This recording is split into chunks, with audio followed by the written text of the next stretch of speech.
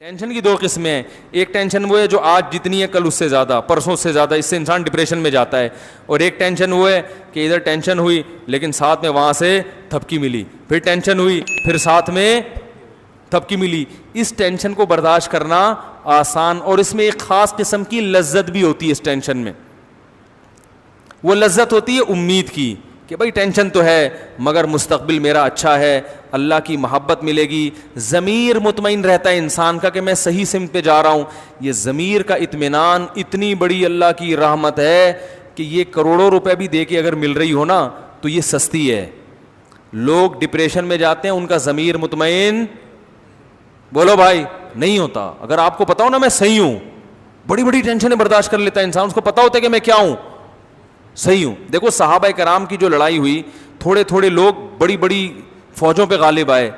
کیوں؟ ان بڑی فوجوں کو اطمینان نہیں تھا کہ ہم صحیح ہیں, اور ان تھوڑے سے کو اطمینان تھا کہ ہم صحیح ہیں. کہاں سے وہ تھوڑے تھوڑے ہوتے ہوتے پوری دنیا پہ غالب آ گئے. تو جب انسان کو کانفیڈنس ہوتا ہے کہ میں صحیح ہوں تو اس کے لائف اسٹائل چینج ہو جاتا ہے. میں اکثر ایک واقعہ بیان کرتا ہوں, بس یہ واقعہ بیان کر کے اپنی بیان کو ختم کرتا ہوں. میں اکثر یہ جو واقعات ہیں نا بہت آبزرو کرتا تھا بچپن میں, ابھی بھی کرتا ہوں. کہیں کوئی واقعہ نظر آئے نا تو میں نے دیکھا ایک ہمارے بچپن میں ایک بلی جو ہے نا وہ کہیں سے بوٹی اٹھا کے لائی اور کھا رہی ہے. کتے کی نیت خراب ہو گئی, وہ کتا پنے پر اتر آیا, وہ بلی کے قریب آیا. اب آپ بتاؤ کتا جو ہے بلی سے کئی گنا زیادہ طاقتور ہوتا ہے کہ نہیں ہوتا؟ کیا خیال ہے؟ کتے کو چاہیے تھا ایک تھپڑ لگاتا, بلی سے بوٹی لے کے کھا جاتا, ایک چماڑ لگاتا ہڑک. لیکن کتا آیا اور نا اب کیوں ڈر رہا ہے بلی سے؟ کتے کو یہ احساس ہے کہ رائٹ میرا یہ لے کر آئی ہے, لیکن ہے تو کتا پنا نا, لالچ تو ہے اس میں. اب وہ آگے کھڑا ہوا ہے, ایسے قریب آ رہا ہے نا یوں کر کے, اور بلی کی دم پھول رہی ہے, اسٹائل چینج ہو رہا ہے, آنکھوں کی بناوٹ چینج, اور بوٹی کھانے کو اتنا فوکس نہیں کر رہی جتنا بوٹی بچانے کی فکر اس کو زیادہ ہے. اب میں نے دیکھ رہا ہوں کہ وہ جناب کتا آیا اور یوں نا ڈرتا ڈرتا, حالانکہ کتے کو جب غصہ آتا ہے وہ تو ایسی کی تیسی کر دے بلی کی بھائی, لیکن کتا گھبرا رہا ہے, قریب آ رہا ہے, بلی کی دم پھولتی جا رہی ہے, کتا پھر بھی ہمت کر رہا ہے اور اپنے آپ کو بھائی شعر سنا رہا ہے, جھپٹنا پلٹنا پلٹ کر جھپٹنا لہو گرم رکھنے کے ہیں یہ بہانے. وہ کہہ رہا ہے گھبرا نہیں, تو کتا ہے. بلی سے کیوں ڈر رہا ہے؟ ڈر بھی رہا ہے اندر اندر, لیکن تھوڑا تھوڑا آہستہ آہستہ جب اپنے باڈی کو دیکھتا ہے, اپنے جو ہے نا اپنے کتے ہونے کا احساس اس کو ہوتا ہے, تو کہتا ہے بھائی تو کیسے ڈر گیا, تو تیری بےزتی ہو جائے گی, اور بھوک بھی لگ رہی ہے, قریب بھی آ رہا ہے اور بلی کی دم پھولتی جا رہی ہے, لیکن بلی پیچھے نہیں ہٹ رہی. اب دیکھو یہاں بلی کمزور ہے, کتا طاقتور ہے, مگر فتح کس کی ہو رہی ہے؟ بلی کی. یہاں تک کہ جب کتا بالکل بوٹی کے قریب پہنچ گیا, بلی نے رکھ کے چماٹ لگایا ہے اس کے, ایسے چپیٹ مارا ہے نا اس کے منہ پہ, وہ جو غراتا ہوا بھاگا ہے کتا. میں نے کہا یار کاش اس دور میں یوٹیوب ہوتا نا, میں اس کی ویڈیو بنا کے ضرور ڈالتا, اپنے چینل پہ ڈالتا. لوگ کہتے ہیں یہ دیکھو مفتی صاحب کے بیانات ہو رہے ہیں, یہ کتے بلی کی باتیں. میں کہتا کتے بلی کی باتیں نہیں, ہمارے بیان میں کتے بلی کی ویڈیو بھی آئے گی, ویڈیو چلا دیتا ہوں. یہ کانفیڈنس بلی میں جو پیدا ہوا ہے, کس نے پیدا کیا؟ کہ میں حق پر ہوں, میرا حق ہے. اور کتے کو جو شکست ہوئی ہے اس کو غصہ ہی نہیں آ رہا, وہ لانا بھی چاہ رہا ہے, غیرت اپنے آپ کو دلا رہا ہے, جھوٹی موٹی کی غیرت, مگر وہ پیدا نہیں ہو رہی. کیوں نہیں ہو رہی بھائی؟ اس لیے نہیں ہو رہی, اس کو پتا ہے کہ میں غلطی پر ہوں. تو انسان میں تو یہ احساس کتے بلی سے کئی گنا زیادہ ہے, کیونکہ اللہ کا شکر ہے انسان کتے نہیں ہے, انسان تو انسان ہے. تو وہ چاہے وہ کیسے ہی کتے پنے پہ آ جائے نا, اس کو یہ احساس رہتا ہے کہ یہ انسانوں والا کام نہیں ہے. اس کا ضمیر اس کو ملامت کرتا ہے, اندر سے ٹارچر کرتا ہے اس کو. جو لوگ بھی گناہوں والی زندگی گزارتے ہیں ان کی طبیعت میں اطمینان نہیں ہوتا, وہ ٹینشن برداشت ہی نہیں کر پاتے. اور آپ جب حق پر ہوتے ہو تو پھر آپ کو تسلی ملتی ہے اللہ کی طرف سے, آپ کا ضمیر بھی آپ کو تسلیاں دیتا ہے. یہ چیز اتنی بڑی نعمت ہے, اتنی بڑی نعمت ہے کہ اگر لوگوں کو اس نعمت کا اندازہ ہو جائے تو کروڑ یہ نعمتیں بازار میں بکنا شروع ہو جائے نا, اربوں روپے بھی اس کی قیمت کم ہے. یہی تو سب کچھ ہے انسان کے لیے. تو یہ اللہ کی بڑی نعمت ہے. اس لیے میرے بھائی جتنے گناہ ہے نا اپنی زندگی سے آہستہ آہستہ نکال دیں. اور اللہ کا دین اس میں نرمی ہے مگر لچک نہیں ہے. یہ بڑی مسٹیک ہوتی ہے لوگوں سے, لچک کو نرمی سمجھ لیتے ہیں اور نرمی کو لچک. مثلاً نرمی بہت ہے, آپ فرض نماز کھڑے ہو کر نہیں پڑھ سکتے, اسلام نے کہا بیٹھ کے پڑھ لو. کیا خیال ہے؟ وضو کا پانی نہیں ہے, تیمم کر لو. وضو نقصان پہنچائے گا, غسل سے مر جائیں گے, سردی ہے, تیمم کر لو. یہ لچک ہے کیونکہ اللہ غفور رحیم ہے. لوگ اس کا مطلب سمجھتے ہیں کہ بھائی اس کا مطلب ہے اللہ تعالیٰ بہت رعایت دے رہا ہے, لہذا بیماری میں اگر چھوڑ دی جائے تو اللہ کیا ہے؟ غفور. نا نا نا, چھوڑنے کی بات نہیں ہے بھائی. کیا آپ کہیں کہ چلو اللہ غفور, سفر ہے ایکچولی ابھی تھکاوٹ ہے تو اگلے ٹائم پہ پڑھ لیں گے؟ نا نا نا بھائی, اس کی اجازت نہیں ہے. جتنی آسانی اللہ نے دینی تھی دے دی, اب اس میں لچک نہیں رکھی ہے, فلیکسیبلٹی نہیں ہے اس میں. اب یہ آپ کو کرنا پڑے گا, کچھ بھی ہو جائے, زمین آسمان ادھر سے ادھر ہو جائے, میدان جہاد میں گھوڑے کی پشت پہ ہو, توپیں چل رہی ہیں, جان کا خطرہ ہے, نماز آپ کو, تبھی تو قرآن نے میدان جنگ میں بھی نماز کا طریقہ بیان کیا. اجازت نہیں ہے آپ کو چھوڑنے کی. روزے میں اللہ نے حکم دے دیا, بیماری میں بھی چھوڑ سکتے ہو, سفر میں بھی, یہ اللہ کی طرف سے آسانی. لیکن لچک نہیں ہے کہ اب آپ اپنی طرف سے اس میں کچھ کر لیں کہ یار چینجنگ, اصل میں ایکچولی آج گرمی بہت ہے, کل میرا پیپر بھی ہے, ایگزام بھی ہے, تو اب میں روزہ سردیوں میں رکھ لوں گا. نا نا نا بھائی, دو آسانی اللہ نے پیدا کر دی, تیسری پیدا کرنے کی آپ کو اجازت نہیں ہے. گرمیوں میں روزہ ہو, ریگستان میں ہو, آپ مزدور ہیں, آپ کے لیے روزہ رکھنا ناممکن بھی کیوں نہ ہو, آپ کو روزہ رکھنا پڑے گا. جب آپ کو جان کا خطرہ ہو تو روزہ توڑ دیں, چھوڑنے کی اجازت نہیں ہے. اس لیے رمضان کا روزہ صرف بیمار چھوڑ سکتا ہے اور مسافر. تمام فقہا کا اتفاق ہے کہ رمضان کا روزہ گرمی میں کنواں کھودنے والا مزدور نہیں چھوڑ سکتا. آج ہم نے اپنی طرف سے جو ہے نا بہت ساری چیزوں میں لوگوں کو کیا دینا شروع کر دی ہے, مذہب کا بیڑا غرق کر دیا ہے. جاب مل رہی ہے, باس کی طرف سے نماز کی اجازت نہیں ہے, جاب جائز نہیں آپ کے لیے. نماز جہاں جہاں چھوڑنا جائز تھا وہ اللہ نے بتا دیا, اور یہ بتا دیا کہ جائز کہیں بھی نہیں ہے نماز کے اوپر, یہ بتا دیا.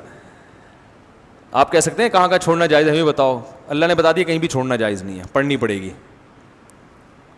سوائے اس کے یا تو بے ہوش ہو جاؤ, ہوش ہی نہ ہو, ایسی کنڈیشن ہو تو ایک الگ بات ہے. تو آج پردہ کرنا پڑے گا عورت کو. ہاں جہاں اللہ نے گنجائش دے دی بھائی علاج کی غرض سے یا کہیں نکاح کرنا ہے اس کی غرض سے کسی کو دیکھنا ہے تو وہ الگ بات ہے, اس صورت میں گنجائش ہے دیکھنے کی.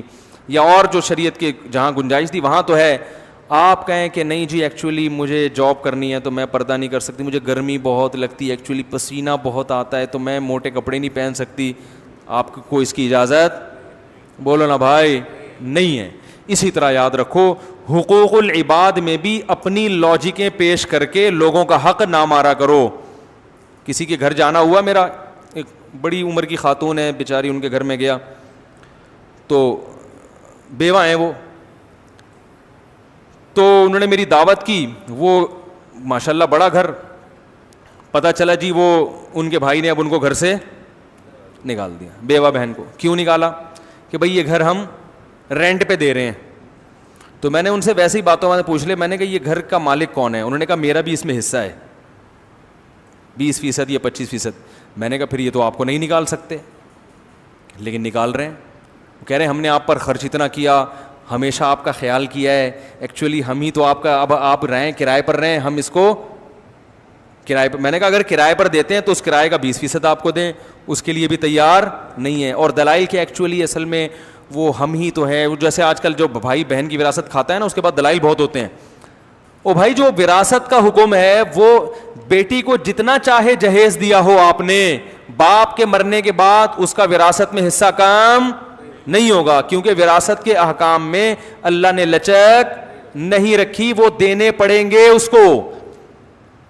لوگ دلائل پہ آ جاتے ہیں, یار اس کو ضرورت نہیں ہے, بھائی جان آپ وہ کروڑ پتی کیوں نہ ہو اور آپ قحط سے مر رہے ہوں, پھر بھی اس کا وراثت میں حصہ نکلے گا. دیکھو اسلام میں ایک بھائی ہے جو ارب پتی ہے اور ایک کے پاس گٹکے کے پیسے بھی نہیں ہیں, وراثت میں دونوں کا حصہ برابر ہے. جو غریب ہے وہ یہ کہہ کے زیادہ پیسے نہیں لے سکتا کہ تمہیں کیا ضرورت ہے لہذا یہ پلاٹ بھی میرا ہو گیا. او بھائی نہیں لے سکتے آپ کو دینا پڑے گا. اسی طرح ماں اپنے بچوں کی وراثت غصب, بولو بھائی, نہیں کر سکتی. اب باپ مر جاتا ہے تو اماں کیا کہتی ہیں, یہ میرا مکان ہے, میں اپنی زندگی میں کسی کو حصے بخیے نہیں کرنے دوں گی. ابھی باپ کا کفن میلا نہیں ہوا, میرے میاں کی جائیدادیں بٹنا شروع ہو گئیں, نہیں میں نہیں دوں گی, میں یہ نہیں کروں گی. بھائی یہ آپ کا ہے ہی نہیں, یہ کس کا ہے؟ یہ اللہ نے جس کا کہہ دیا یہ اس کا ہے. اس میں بیٹے کا اتنا ہے, بیٹی کا اتنا. میرے پاس کیس آتے ہیں, میں کہتا ہوں بھائی اماں کا 8واں حصہ ہے 12.5%, اس کے بارے میں اماں کو اللہ نے اختیار دیا ہے کہ وہ ایک دھیلا بھی کسی کو نہ دیں. وہ کہیں یہ میرا ہے, میرے میاں سے مجھے 8واں حصہ ملا ہے 12.5%, یہ میں کسی کو نہیں دوں گی. بالکل رائٹ ہے ان کا. باقی ان کا ہے ہی نہیں تو کسی کو دینے کا, وہ تو اللہ نے دے دیا نا. کیا ہو گیا بھائی؟ اگر اللہ نے ماں کو یہ حق دیا ہوتا تو قرآن میں اللہ وصیت کے حکام بیان نہ کرتا وراثت کے. اللہ کہتے ہیں جو ماں جس کو جتنا دینا چاہے اس کو دے دینا, اگر وہ نہ دینا چاہے تو پھر میرے حساب سے پھر اتنا بنتا ہے اتنا دے دینا. کہیں بھی قرآن نے نہیں کہا. اللہ نے کہا یوصیکم اللہ فی اولادکم, اللہ نے تمہاری اولاد کے بارے میں تمہیں بتا دیا. ابا مرے گا, بیٹے کو دگنا, بیٹی کو اس کا آدھا ملے گا, تو وہ ملے گا. اس میں ماں کو روکنے کا رائٹ نہیں ہے. کہیں مائیں بیٹیوں کی وراثت نہیں دینے دیتی, کہیں بیٹوں کی نہیں دینے دیتی, کہیں کسی کو بھی نہیں دینے دیتی. میں زندہ ہوں, میں یہ نہیں ہو سکتا. تو بھائی جب آپ کا انتقال ہوگا, اللہ نہ کرے آپ کو اللہ زندگی دے, تو پتہ نہیں اس وقت کتنی تبدیلیاں ہو چکی ہوں. بعض دفعہ آپ کا انتقال 30 سال کے بعد ہو رہا ہے, بچوں کو ضرورت اب ہے. وہ 30 سال کے بعد بچے کہیں گے ابا اب اماں اب ہمارے انتقال کا ٹائم آ چکا ہے, اب ہم نے اس وراثت کا کرنا کیا ہے. ایک نوجوان میرے پاس آیا کہ میری اماں وراثت نہیں تقسیم کرنے دے رہی. تو میں نے کہا کیوں؟ کہہ رہی وہ جب میں مر جاؤں گی پھر کرنا. میں نے کہا بھائی آپ کی ماشاءاللہ والدہ بھی جوان ہے, 30 سال میں بھی ان کا اللہ کرے 30 سال میں بھی انتقال نہ ہو, لیکن لگتا ہے 30 سال میں تو ہوگا. تو 30 سال تو آپ کے اسی غربت میں گزر جائیں گے, ٹھیک ہے نا. تو یہ ظلم ہے جو ماں کر رہی ہے بیٹوں کے اوپر. تو یہ وہ احکام ہیں جس میں شریعت نے لچک نہیں رکھی. ایسا کیس آیا ابھی JTR پہ, کسی نے پوچھا تھا کہ باپ کا انتقال ہوا, اکلوتی بیٹی تھی, چچا نے پوری وراثت پہ قبضہ کیا اور بیٹی کو کہا کہ تم میری ہو گئی ہو, میں تمہیں پالوں گا, اب بس میں ساری ذمہ داری. وراثت میں نہیں دیا اس کو حصہ کہ بھائی تم جب میری بیٹی بن گئی تو تمام ذمہ داریاں کس کے کندھوں پر ہیں؟ میرے کندھوں. پھر اس پلاٹ پہ ماشاءاللہ چچا نے مسجد بھی بنائی اور دکانیں بھی بنائی اور بیٹی کو بھی پال رہا ہے. میں نے کہا بھائی یہ مسجد میں نماز پڑھنا جائز؟ بولو بھائی, یہ بیٹی کی وراثت کی زمین پر بنی ہے مسجد, اس میں نماز پڑھنا, یہ مسجد ہے ہی نہیں شرعی, غصب کی زمین پہ ہے. چچا کو چاہیے کہ آپ اس کی وراثت پوری اس کے حوالے کرو, پھر آپ اس کو پالو. کیا خیال ہے؟ پھر پالو آپ اس کو, پھر لوگ کہیں گے ماشاءاللہ. اب ساری وراثت کھا کے آپ بھتیجی کی کفالت کر رہے ہو, یہ اللہ کی طرف سے اجازت نہیں ہے. تو بھائی اپنے آپ کو شریعت کا پابند بناؤ, ایک دائرے میں لے کر آؤ, اس کے حساب سے حقوق کا تعین کرو, اخپل طریقے سے فیصلہ نہ کرو. آپ پٹھان ہیں بھائی, اخپل طریقہ پتہ ہے نا کسے کہتے ہیں؟ اخپل طریقہ ہے. اخپل طریقے سے فیصلے کر رہے ہیں کہ یہ اصل میں یوں ہو رہا ہے, اخپل طریقے سے جرگے بیٹھ کے فیصلہ کر رہے ہیں. اللہ اس کے رسول صلی اللہ علیہ وسلم نے ہمارے لیے حدود کھینچ دی ہیں کہ بھئی آپ کو اس طرح سے یہ حقوق ہیں, اس سے زیادہ آپ کا نہیں اور اس سے زیادہ اس کا حق نہیں ہے. بھائی سمجھ میں آ رہی ہے یا نہیں آ رہی ہے؟ ایک خاتون کی نا ٹھیک ٹھاک جائیداد ہے, ان کے میاں اس سے کہہ رہے ہیں وہ مجھے دے دو کیونکہ میں بھی تو تمہارا ہی ہوں, میں بھی کیا ہوں تمہارا. تو یہ وہ اپنی بیوی سے کہہ رہے ہیں ہمارا تمہارا کچھ نہیں ہوتا اسلام میں, ہمارا تمہارا کچھ نہیں ہوتا, مجھے دے دو ہم دونوں مل کے انشاءاللہ. تو میں نے ان سے کہا, میں نے کہا بھائی ویسے تو آپ کے میاں دینا چاہیں تو پوری جائیداد دے دیں, لیکن یہ کوئی طریقہ ساڑھی عقلچ آ نہیں رہا. بھائی آپ کا ہے تو آپ کے ابا کی وراثت ملی ہے, اپنے نام رکھو. میاں سے بولو بھائی اگر اللہ نہ کرے تم غریب ہو گئے, تمہارا کوئی حالت خراب ہو گئے تو ٹھیک ہے, جیسے محلے پڑوس والوں کی مدد کرنا جب اسلام کا حکم ہے تو میاں کی مدد کرنا تو اور زیادہ ثواب ہے اس میں, تو ہم انشاءاللہ آپ کی ہیلپ کریں گے, ٹھیک ہے نا. کبھی راشن ہم ڈلوا لیں گے, کبھی انڈے ہماری طرف سے آ جائیں گے, مرغی کے انڈے, اور کبھی جناب وہ گوشت ہم لے آیا کریں گے. آپ جب تک بے روزگار پھرو گے ہم آپ کی ہیلپ کریں گے, لیکن اگر ہمیں اندازہ ہو گیا کہ آپ اس ہیلپ کی وجہ سے بے روزگار ہیں ٹھیک ہے نا, تو اسی وقت ہماری طرف سے ہیلپ, کیونکہ بعض دفعہ جب بیگم کھلا رہی ہوتی ہے تو پھر میاں چوڑا ہو جاتا ہے, وہ پھر بالکل ہی اپاہج ہو جاتا ہے, تو اس میں ہم کہتے ہیں کہ بھائی پھر ہیلپ نہیں کرو. ہاں وہ اپنی ذمہ داری پوری کر رہا ہو, پھر غریب ہے تو پھر ضرور ہیلپ کرنی چاہیے. تو باؤنڈری اللہ نے کھینچ دی ہے بھائی, اس سے آگے نکلنے کی کوشش. ہم لوگ پورے اسلام کو فالو کرنا چاہتے ہی نہیں ہیں, ہمارے ساتھ بڑی ٹینشن ہی ہے, آدھی چیزیں چل رہی ہیں. دیکھو خدا کی قسم, جب آپ دوسرے کا حق دو نا تو پھر اپنا حق لینے میں بھی مزہ آتا ہے. میں تو لوگوں کو بولتا ہوں کہ وراثت لیا کرو, معاف واف نہیں کیا کرو. لوگ کہتے ہیں یار آپ کیسی باتیں سکھا رہے ہو. خاص طور پہ خواتین کو میں کبھی ترغیب نہیں دیتا کہ معاف کریں. میں کہتا ہوں یہ حد حرام, پہلے ہی بہنوں کی وراثت آج کل نہیں دی جا رہی ہے. ان کو میں ترغیب دیتا ہوں کہ بھائی کو بولو کہ محبت سے دے دو, ورنہ تھانے جا کے FIR کٹواؤں گی میں. تو پھر لوگ کہتے ہیں یہ تو آپ بہن بھائیوں کو لڑوا رہے ہیں. میں کہہ رہا ہوں لڑوا وہ رہا ہے جو حق نہیں دے رہا. بھائی قطع رحمی کا گناہ اس کو ہوگا جو حق دبا کے بیٹھا ہوا ہے نا, اس کو تھوڑی گناہ ہوگا جو حق مانگ رہا ہے. قطع رحمی جرم ہے, مگر جو اس جرم کا سبب بنے گا وہ گناہگار ہوگا نا. ارے بھائی آپ نے آپ کی مثال دے رہا ہوں, آپ نے لیے نہیں 1 لاکھ روپے لے لیے. اب میں آپ سے جا کے محبت سے کہہ رہا ہوں میرے 1 لاکھ روپے دے دو, آپ کو نہیں دے رہا. میں کہہ رہا ہوں ایسے کی تیسے میں آپ کے گریبان پکڑ رہا ہوں. لوگ کہہ رہے ہیں مسلمان پہ ہاتھ اٹھانا ناجائز ہے, تو ایسے موقع پہ تھوڑی کہا جائے گا. میں کہوں گا بھائی ناجائز ہے, مگر اس ناجائز کام کا سبب کون بن رہا ہے؟ یہ بندہ پیسے کھا کے بیٹھا ہوا ہے, اس کو گناہ ملے گا. لوگ دونوں کو ملامت کر رہے ہوتے ہیں. تو قطع رحمی حرام ہے, مگر جو قطع رحمی کا سبب بنتا ہے وہ اس کو گناہ ملے گا. جو سبب نہیں بن رہا وہ تو اپنا حق لے رہا ہے نا, اس کو تھوڑی گناہ ملے گا. تو جب بھی بہن بھائی سے وراثت مانگتی ہے, بھائی یہ تانا دیتے ہیں کہ بہن بھائیوں کے رشتے کو کیا دراڑیں قائم کی جا رہی ہیں پلاٹوں کے چکر میں. دیکھو تم میری بہن ہو, یہ مال ایسی چیز نہیں ہے جس سے ہم اپنا رشتہ خراب کریں, یعنی نہیں مانگو مجھ سے ٹھیک ہے نا. تو بھائی مال ایسی چیز نہیں ہے جس سے ہم رشتے خراب کریں, لہذا وہ مال اس کے حوالے کر دینا چاہیے. یہ ہے اصل مطلب. تو ہر آدمی اپنے مطلب کہ وہ نمازیں دیکھو, ٹرین میں ادھر کوئی منہ کر کے نماز پڑھ رہا ہے, کوئی کھڑکی طرف منہ کر کے, ان سے بولو بھائی قبلے کی طرف. کہہ رہے ہیں بھائی سفر میں تو 4 کی 2 کر دی اللہ نے, تو سفر میں تو آسانی ہے. اب بھائی اللہ نے 4 کی 2 کی ہے, مگر اللہ نے کہیں بھی یہ نہیں کہا قرآن میں کہ سفر میں قبلہ ہی معاف ہو گیا بھائی یہ کہیں نہیں کہا. جتنا اللہ نے معاف کیا اتنا ہوگا. اللہ نے یہ کہا کہ سفر میں بغیر وضو پڑھ لو. سفر میں بھی یہ کہ تیمم تو کرنا ہی پڑے گا اگر پانی نہیں ہے, تو غسل بھی کرنا پڑے گا سفر میں اگر غسل فرض ہو گیا ہے. تو جو اللہ نے کر دیا اتنا تو بھائی ٹھیک ہے, جو نہیں کیا اس میں آپ کو فنڈر بننے کی ضرورت, بولو نا, اس میں فنڈر گیری کی ضرورت نہیں ہے آپ کو. تو ہر آدمی گنجائشیں نکال کے فنڈر بنا ہوا ہے, اور وہ خود قیاس اجتہاد کر کے یہ ہے فلانا ہے ڈمکانا ہے, ادھر سے اس کا کھا لیا ادھر سے. آج ایک کیس آیا, بیٹھے ہوئے, ناراض نہیں ہونا, بتا دوں آپ کا نام نہیں آئے گا کہیں بھی, ویسے تو آ گئے آپ ٹھیک ہے نا. میرے پاس بعض ایسے کیس بھی آتے ہیں کہ لوگ جھوٹے کیس کر دیتے ہیں دوسرے پر اس کو پریشان کرنے کے لیے. میں کہتا ہوں بھائی یہ جائز نہیں ہے جھوٹا کیس کرنا. کہہ رہے نہیں وہ بڑا ظالم ہے. تو ظالم ہے تو جو جتنا ظلم ہے اس حساب سے تو آپ اس کو نچوڑ سکتے ہیں, جو چیز نہیں ہے وہ کھاتا اس میں ڈال دیا. تو باؤنڈری شریعت نے ایک متعین کی ہے, اس کے تحت رہتے ہوئے آپ اپنا حق لیں. میں تو کہتا ہوں اس زمانے میں حق لینا بھی چاہیے. ہاں جہاں شریعت نے حق چھوڑنے کی ترغیب دی ہے وہاں چھوڑ سکتے ہیں. وہ کہاں ترغیب دی ہے یہ ایک الگ موضوع ہے. بعض جگہوں پہ حق چھوڑنا, حق پہ ہوتے ہوئے بھی حق چھوڑیں گے تو ثواب ملے گا آپ کو. وہ کون سی جگہیں وہ بھی میرا موضوع نہیں ہے. لیکن عمومی حالات میں اگر لوگ وراثت کے معاملے میں نرم گوشہ اختیار کرتے ہیں تو اس کا بڑا نقصان ہوتا ہے. لوگ وراثتیں تقسیم ہونا ختم ہو گئی ہیں, یہ بڑا نقصان ہوتا ہے. اللہ تعالیٰ عمل کی توفیق عطا فرمائے. ابھی سوال کا وہ کر لیں, سوال جواب کی نشست نماز کے بعد رکھ لیں. بیٹھیں گے آپ لوگ ہے بھائی؟ نہیں, جو بیٹھیں گے وہ ہاتھ کھڑا کریں تاکہ میں لوگوں کی اندازہ لگاؤں نا کہ ایسا تو نہیں تھک گئے ہوں.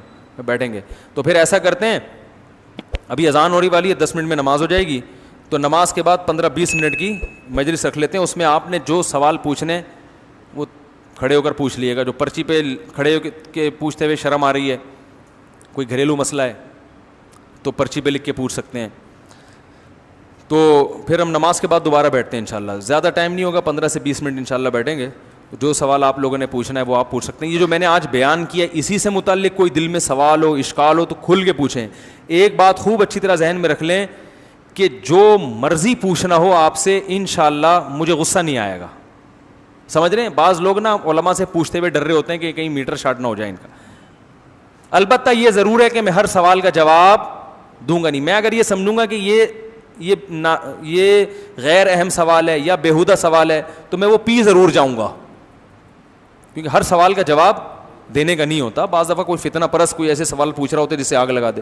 تو پوچھنے میں آپ بخل سے کام نہ لیں, کیونکہ اس چکر میں لوگوں کے ذہن میں بہت سے صحیح سوالات بھی ہوتے ہیں, وہ پوچھ نہیں پاتے. یہاں تک سمجھ میں آ گئی بات؟ تو یہ جمعہ کہہ رہا ہوں, سوری, ابھی نماز کے بعد انشاءاللہ وہ میرا جمعے کا بیان رات کو اپلوڈ ہو رہا ہے. لوگ کہہ رہے ہیں کراچی میں جمعہ رات کو ہوتا ہے. ہم کہا بھائی کیا کریں, آج کل ہماری سمجھ میں نہیں آ رہا. ابھی انہوں نے اعلان کیا تھا 9 بجے بیان ہوگا, تو اب کچھ لوگ بعد میں پہنچ رہے ہیں, کچھ سمجھ میں نہیں آ رہا. مجھے خود سمجھ میں نہیں آ رہا میرا بیان کب ہوتا ہے آج کل. تو آپ دعا کریں ہمارا کوئی مینجمنٹ کوئی ذرا ایسی ٹائٹ سی ہو جائے کہ جس پہ ہو کہ بھائی اب لوگوں کو بھی اطمینان ہو, کوئی اس ٹائم ہوگا اس ٹائم نہیں ہوگا, اس وقت لائیو چلے گا اس وقت لائیو نہیں چلے گا. کوئی ایسا سیٹ اپ آ جائے, کوئی آپ کے پاس ایسا فارمولہ ہے تو وہ آپ ہمیں بتائیں, کیونکہ یہ بیچارے تو محنت کر رہے ہیں لیکن مینجمنٹ نہیں ہو پا رہی ہے کچھ تمیز سے جسے کہتے ہیں آپ, تو اس کی وجہ سے بڑا نقصان ہو رہا ہے. سبحانک اللہم و بحمدک نشہد ان لا الہ الا انت نستغفرک. اچھا یہ بھی بتا دوں ایک آخری بات, یہ ریکارڈ میں بھی لے آئیں, آ رہی ہے. ہمارے ہاں گارڈ بیٹھے ہوئے ہوتے ہیں بیان میں. لوگ مجھے کہتے ہیں آپ کے پاس گارڈ نہیں ہے. گارڈ ہے, لیکن میں وردی والے گارڈ کا قائل اس لیے نہیں ہوں کہ وہ جب دہشت گرد آتا ہے تو پہلے ایک گارڈ کو لگاتا ہے, دوسرے نمبر پہ پھر وہ اصل ہدف کو لگاتا ہے. تو ہمارے ہاں گارڈ بیٹھے ہوئے ہیں, بندوقیں رکھی ہوئی ہیں اور لائسنس والا اسلحہ ہے. تو اگر کوئی شرارت کی کوشش کرے گا تو اسے پتہ نہیں چلے گا کہ اس کو کہاں سے گولی آگے لگے گی. تو میرا اصول یہی ہے کہ میرے ساتھ ہر وقت گارڈ گھوم رہا ہوتا ہے لیکن پتہ نہیں ہوتا کہ گارڈ ہے. آئی بات سمجھ میں؟ اور میں بھی الحمدللہ اسلحہ چلانا جانتا ہوں. سمجھ میں آ رہی ہے بات؟ اور میرا نشانہ بھی الحمدللہ بہت پکا ہے, غیر قانونی نہیں, قانونی کی بات کر رہا ہوں. تو آپ لوگ گھبرایا نہ کریں. ویسے تو ہماری کسی سے دشمنی نہیں ہے, تو ایسی ہم بات ہی نہیں کرتے کہ پھڈے بازی ہو, تمیز سے زندگی گزار رہے ہیں اور بیانات کر رہے ہیں. کوئی ہمارا کسی سے جھگڑا نہیں ہے, لیکن پھر بھی احتیاط کے پیش نظر یہاں گارڈ موجود ہوتے ہیں. تراویح میں بھی ہوتے تھے, رمضان میں, ہر وقت ہوتے ہیں الحمدللہ. تو اگر یعنی بعض لوگ کہتے ہیں نا کہ یار کوئی سیکیورٹی نہیں ہے, تو بے وقوف نہیں ہے الحمدللہ. ہم سیکیورٹی کا انتظام الحمدللہ کیا ہوا ہے, لیکن ہم نے بندہ نہیں بتایا وہ کون ہے. تو اس لیے وہ کہیں سے بھی کچھ بھی کر سکتا ہے بیٹھ کے بندہ. سبحانک اللہم و بحمدک نشہد ان لا الہ الا انت نستغفرک و نتوب الیک. میں کھانے کا انتظام مخلوط ہو تو اس میں جانا جائز ہے نہیں. پردے کا انتظام نہیں ہے, مخلوط دعوت ہے تو اس میں شرکت جائز نہیں ہے. کسی کا دل رکھنے کے لیے بھی شرکت جائز نہیں ہے اس میں. رشتہ داری جوڑنے کے لیے بھی شرکت جائز, بولیں بھائی, نہیں ہے. بعض لوگ یہ کرتے ہیں کہ بھائی مکس گیدرنگ میں جہاں دعوت ہو تو وہاں اگر ہم نہیں جائیں گے تو رشتہ دار ناراض ہو جائیں گے. یار اس کی آواز بڑھا دو یار, پھر وہی ہو رہی ہے, پتہ نہیں آواز کو کیا ہو گیا. تو لوگ ناراض ہو جائیں گے, خونی رشتے ٹوٹیں گے. تو یہ خونی رشتے توڑنے کا گناہ اسے ہوگا جس نے مکس گیدرنگ کا انتظام کر کے آپ کو آنے سے روک دیا ہے, اس کو گناہ ملے گا. سمجھ رہے ہیں؟ تو کسی کا دل جوڑنے کے لیے اپنا دین توڑنا جائز نہیں ہے. سب سے پہلے اللہ اور اس کے رسول کے احکام ہیں, اس کے بعد ابا اماں, بچے, بیوی, بھائی, بہن, یہ سب اس کے بعد ہیں. تو بھائی ان کو بھی تو رشتہ داری جوڑنے کا خیال ہونا چاہیے نا. ان کو پتہ ہے جب یہ شرکت نہیں کرتا تو ہم مس گیدرنگ نہ کریں, ہم الگ الگ انتظام کر لیں. لوگ آ کے کہتے ہیں کہ بھائی ہم نے تو بہت کوشش کر لی مگر وہ سیپریٹ انتظام کرنے کے لیے تیار نہیں ہے, اور بہت میں نے دھمکیاں بھی دے دی, میں نے یہ بھی کہہ دیا کہ میں نہیں آؤں گا, مگر وہ انتظام نہیں کر رہے. تو میں نے کہا پھر نہیں جائیں. کہنے وہ ہمیں کہہ رہے ہیں کہ تمہیں رشتہ داروں کا خیال نہیں آتا, تم شادی میں نہیں آ رہے, تم دعوت میں نہیں آ رہے. تو آپ ان کو بولے, میں نے کہا کہ آپ ان سے کہیں کہ تم گناہ پہ اتنے ڈھیٹ ہو کہ تمہارا سگا بھائی شادی میں نہیں آ رہا, لیکن تم اس کو منانے کے لیے بھی گناہ چھوڑنے کے لیے تیار نہیں ہو. تم اتنا ڈھیٹ پنا دکھا رہے ہو کہ تمہارے رشتے ٹوٹ رہے ہیں مگر تم پھر بھی اللہ کی بغاوت کر رہے ہو. تو تو غلط بات پہ جب تم اتنے ڈھیٹ ہو تو میں صحیح بات پہ اس سے زیادہ ہمت دکھاؤں گا. ہٹو بچوں, ہو گیا کہ نہیں ہو گیا؟ میں صحیح بات پہ اس سے زیادہ ہمت دکھاؤں گا, میں نہیں آؤں گا ایسی کی تیسی جو مرضی کرنا ہے کرو. بے دین آدمی اپنی بے دینی پہ بڑی استقامت دکھاتا ہے, ڈھیلا پن کہاں سے آتا ہے؟ جو دیندار ہے وہ ایکچولی اگر میں نہیں گیا تو میں وہ میرے بھائی کیا بولے گا, لوگ بولیں گے فنڈامنٹلسٹ ہے, بنیاد پرست ہے, لوگ کیا بولیں گے. لوگ تو بھائی اتنا براڈ مائنڈیڈ بننے کی ضرورت نہیں ہے کہ گناہوں میں بھی حدیث میں کیا آتا ہے, پچھلی امتوں میں جب کوئی گناہ ہوتا تھا تو بنی اسرائیل کے علماء روکتے تھے, لیکن پھر اس گناہ میں ان کے ساتھ شرکت بھی کر لیتے تھے. آہستہ آہستہ اللہ نے روکنے والوں کو دلوں کو بھی ایسا کر دیا جیسے گناہ گاروں کا ہوتا ہے, اور سب پر پھر داؤد علیہ السلام کی زبان سے اللہ نے لعنت کی. تو آپ جوڑ پیدا کرنے کے لیے یاد رکھو خاموشی اختیار کرنا جائز ہے. مثلا ہر جگہ فنٹر گیری بھی ٹھیک نہیں, آپ جا کے تبلیغ شروع کر دیں, یہ کیا ہو رہا ہے, یہ مکس گیدرنگ کیوں ہو رہی ہے, غلط ہو رہا ہے, حرام ہے اسلام میں, یہ سب غلط ہے. تو ہر جگہ تبلیغ بولو نا نہیں کی جاتی. وہ پھر خام خواہ میں دین کا مذاق اڑائیں گے, بولیں گے چلو مولوی نکلو یہاں سے. تو آپ کو کیا ضرورت ہے جا کے بلا وجہ ان کو, ہر جگہ کا ایک موقع ہوتا ہے. تبھی مجھے لوگ جب شادی بیاہ میں بیان کے لیے بلاتے ہیں میں نہیں جاتا. میں کہتا ہوں لوگ وہاں کھانا کھانے آئے ہیں, مولانا کی تقریر سننے نہیں آئے, یہ موقع نہیں ہے بیان کا. ہر آدمی گول میز پہ بیٹھا ہوا ہوتا ہے, کسی کا منہ ادھر ہے, کسی کا منہ ادھر ہے, ہم ادھر بیٹھ کے بیان کر رہے ہیں, وہ ادھر منہ کر کے سن رہے وہ بیان. یہ کوئی بیان کا ماحول ہی نہیں بنتا نا, تو یہ موقع نہیں ہے. ایک دفعہ ایک صاحب کو بلایا ولیمے کی دعوت پہ, رو رو کے دعا کروائی انہوں نے. میں نے کہا یہ ولیمے کا موقع خوشی کا موقع ہے, رو رو کے دعا کرنے کا موقع نہیں ہے. سب دولہا کو دیکھ رہے تھے کتنا رو رہا ہے. تو ہر جگہ نا ہر چیز نہیں جچتی ہے. اب ولیمے کا موقع ہے, مبارک بات ہے, خوشی ہے, بھائی آپ ہو ہا ہا ہا رونے کی ایک محفل لگی ہوئی ہے. بھائی یہ کیا ہے, شادی ہو رہی ہے, کیا ہو رہا ہے, یہ جنازہ ہو رہا ہے کسی کا. تو ٹھیک ہے, جو رو کے دعا کروا رہے تھے ان میں تو اخلاص تھا, وہ تو بیچارے اپنے لحاظ سے ٹھیک کر رہے تھے. وہ تو یعنی ان کا تو میں اپریشیٹ اس لیے کروں گا کہ اس موقع پر بھی وہ اللہ کو نہیں بھولے. ان میں اتنا غم تھا, اتنا اللہ کا درد تھا کہ رو رہے تھے. لیکن میری رائے یہ ہے کہ یہ رونے دھونے کا موقع نہیں ہے, یہ خوشی کا موقع ہے. آپ مٹھائی کا ڈبہ لے کے جائیں, دولہا کا منہ میٹھا کرائیں, کچھ واض و نصیحت تھوڑی بہت ہلکی پھلکی ہو جائے تو بھی کوئی حرج نہیں ہے. بھائی بیٹھ گئے تھوڑا سا, بھائی دیکھو ماشاءاللہ شادی ہوئی ہے, سنت کے مطابق ہوئی ہے, آپ لوگ بھی شادی کریں تو سنت کے مطابق کریں. اتنی ہلکی پھلکی تو ٹھیک ہے, چلتا ہے یہ تو. لیکن باقاعدہ تفصیلی بیان وہاں پہ وہ لوگ سننے نہیں آئے ہوتے, منہ ادھر ادھر ہوتے ہیں, بہت مشکل ہو جاتی ہے. میں کہتا ہوں بھائی ان کو بولو کہ یار ادھر آ جائیں, بیان الفلاحیہ مسجد میں ہوگا وہاں کے سنیں. یا کہ کوئی اور عقیقے میں بھی سمجھ میں آتا ہے بیان, عقیقے کی محفل میں بھی سمجھ میں آتا ہے. بچے کا قرآن ختم ہوا ہے, اس میں سمجھ میں آتا ہے کہ بیان ہونا چاہیے. لیکن بارات میں بیان ساڑی اقلچ نہیں آتا. وہ پھر ہاں نکاح جب ہو رہا ہو نا, نکاح کی محفل ہو مسجد میں نکاح, اس میں بھی بیان ہو سکتا ہے. اور اگر بارات میں بیان کرنا ہی ہو, اول تو بارات ہی نہیں ہے شریعت میں, شریعت میں تو ولیمہ ہے, بارات تھوڑی ہے. تو ولیمے میں بیان کرنا بھی ہے تو پھر لوگوں کو یہ کہا جائے کہ بیان کے لیے ہم آپ کو بلا رہے ہیں, اور اس میں ضمناً ولیمہ بھی ہو جائے گا, تاکہ لوگ پہلے سے یہ دماغ میں رکھ کر آئیں کہ ہم بیان سننے جا رہے ہیں. لوگ دماغ میں یہ رکھ کر آ رہے ہیں کہ خوشی منانے جا رہے ہیں, کھانے پینے جا رہے ہیں, خوشبو لگا کے پرفیوم لگا کے تیار ہو کے بالکل فٹ فاٹ ہو کے غل غپاڑے کرتے ہوئے جا رہے ہوتے ہیں. وہاں مولوی کو دیکھ کے گھبرانے لگتے ہیں, یار یہ یہاں کہاں پہنچ گیا, یہ پتہ نہیں یہ کیا شروع کر دے گا یہاں پہ. تو وہ بات کو پھینکنے والی بات ہو جاتی ہے, سمجھ رہے ہیں نا. تو ہر جگہ تبلیغ نہیں ہے, آپ جا کے ہر ایک کو ہر وقت سمجھانا شروع کر دیں. مس گیدرنگ ہو رہی ہے تو آپ وہاں گھس کے تقریر شروع کر دیں, تو یہ تو مناسب نہیں ہے, مصلحت کے خلاف ہے. لیکن اس میں شرکت کرنا شروع کر دیں جوڑ پیدا کرنے کے لیے, یہ بھی جائز نہیں ہے. جوڑ پیدا کرنے کے لیے خاموشی اختیار کی جا سکتی ہے تاکہ نفرت نہ پھیلے, لیکن جوڑ پیدا کرنے کے لیے گناہ میں شرکت کی اجازت کسی قیمت پہ نہیں ہے. گناہ کو اپریشیٹ کرنا بھی جائز نہیں ہے. مثلا آپ جوڑ پیدا کرنے کے لیے چلے گئے, کہیں مکس گیدرنگ ہو رہی ہے, آپ کہیں یار ٹھیک ہے, یار یہ بھی ٹھیک ہے, کوئی اتنا بڑا مسئلہ نہیں ہے, اللہ غفور رحیم ہے, بخشے جاؤ گے. کوئی تاکہ وہ دل ان کے قریب ہو جائیں. تو دل قریب کرنے کے لیے غلط باتیں کہاں سے جائز ہو گئی بھائی؟